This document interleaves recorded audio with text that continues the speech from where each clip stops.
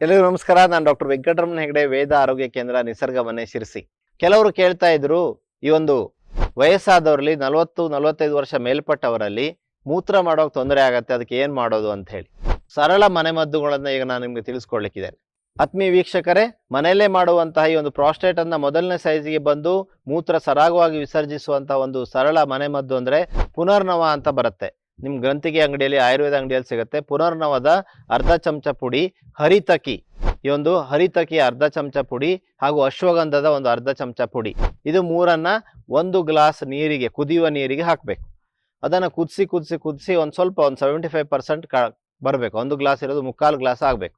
ಅದನ್ನ ಸೋಸಿ ಅದಕ್ಕೆ ನೀವು ತಂಪಾದ್ಮೇಲೆ, ಅದು ಕೋಲ್ಡ್ ಆದ್ಮೇಲೆ ಜೇನುತುಪ್ಪ ಹಾಕೋಬಹುದು ಅಥವಾ ಬೆಲ್ಲ ಹಾಕೋಬಹುದು, ಸಿಹಿ ಬೇಕಾದ್ರೆ. ಶುಗರ್ ಇದ್ರೆ ಅದು ಬೇಡ. ಹಾಗೆ ಕುಡಿತಾ ಬನ್ನಿ. ಖಂಡಿತವಾಗಿ ಸುಮಾರು 3 ತಿಂಗಳು ನೀವು ಇದನ್ನ ಅಭ್ಯಾಸ ಮಾಡಿದಲ್ಲಿ ಈ ಒಂದು ಪ್ರಾಸ್ಟೇಟ್ ಮೊದಲನೇ ಸೈಜಿಗೆ ಬರ್ಲಿಕ್ಕೆ ಸಾಧ್ಯ ಆಗುತ್ತೆ. ಅನೇಕರು ಕೇಳ್ತಾರೆ, ಈ ಕಷಾಯ ಎಷ್ಟೊತ್ತಿಗೆ ಕುಡಿಯೋದು ಅಂತ. ಖಾಲಿ ಹೊಟ್ಟೆಲಿ ಕುಡಿದ್ರೆ ಒಳ್ಳೇದು. ಕೆಲವರಿಗೆ ಖಾಲಿ ಹೊಟ್ಟೆಲಿ ಕುಡಿದ್ರೆ ಒಂಥರ ವಾಂತಿ ಬಂದಂಗೆ ಆಗುತ್ತೆ, ಸೊಣಕು ಇರುತ್ತಲ್ಲ. ಸೊ ಹಾಗಿದ್ದವರು ಒಂದು ಆಹಾರ ಸೇವಿಸಿ 1 ಅಥವಾ 2 ಗಂಟೆ ನಂತರ ಕುಡಿಬಹುದು. ಸಂಜೆ ಒಂದು 2 ಗಂಟೆ ಊಟ ಮಾಡಿದ್ರೆ 4 ಗಂಟೆ ಹೊತ್ತಿಗೆ ಕುಡಿಬಹುದು.